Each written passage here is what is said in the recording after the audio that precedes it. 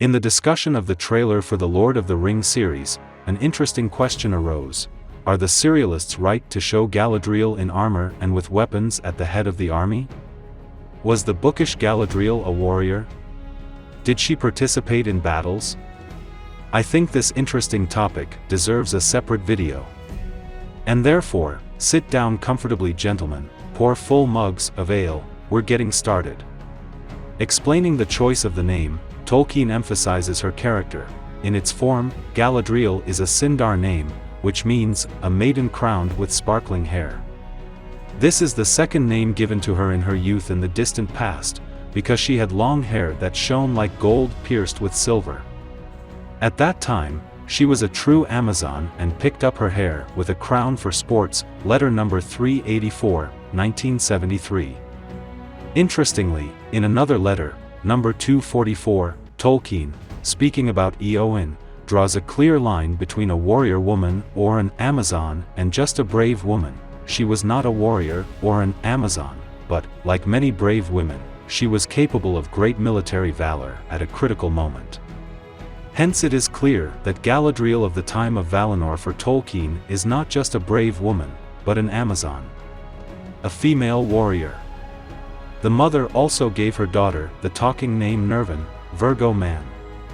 Perhaps it is due to Galadriel's tall stature and great physical strength. This is all based on her name, of course, but what battles did Galadriel participate in? The most famous of them is the massacre in Alquilond, where the Noldor, led by Fëanor, attacked the fraternal Teleri people to take their ships and sail to Middle-earth for the Silmarils. In the Silmarillion, which I have on my shelf, translated by N. Stell, Galadriel's participation in this battle is not mentioned.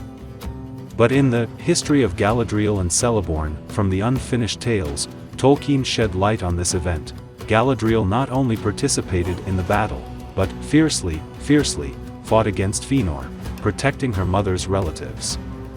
Despite this confrontation, Galadriel still did not return to Valinor with her father, but went to Middle-earth with her brothers and Fingolfin's army. The Silmarillion calls her one of the leaders of the Noldor when crossing the rearing ice. Already in Beleriand, Fingolfin's army was attacked by orcs. The Battle of Lamath was fought in the dark, the Noldor was taken by surprise, and it is difficult to imagine that such a brave warrior as Galadriel would stay away. In the years that followed, Galadriel and her husband Celeborn did not participate in the war against Morgoth, but only because they considered it hopeless without the support of the Vala.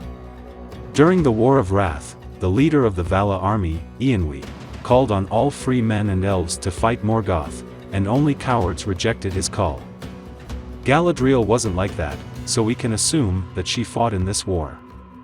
The series will focus on the events of the Second Era, in which Galadriel is not too noticeable. Of course, there is no mention of her participation in any battles. But the fact is that Tolkien wrote stories about the Second Epoch long before he made Galadriel an Amazon and assigned her a vivid role in the Alquilond massacre. I am almost sure that if Tolkien had managed to get to these texts, he would have clarified Galadriel's participation in the War of the Elves against Sauron. 3 points from the later version of the story of Galadriel and Celeborn may indicate this. In 700 in the Second Age, Celeborn and Galadriel founded the Noldor kingdom in Eregion, next to the dwarves of Moria. At the same time, Galadriel looked at the dwarves as a military commander, and there are no better fighters for the war with the orcs.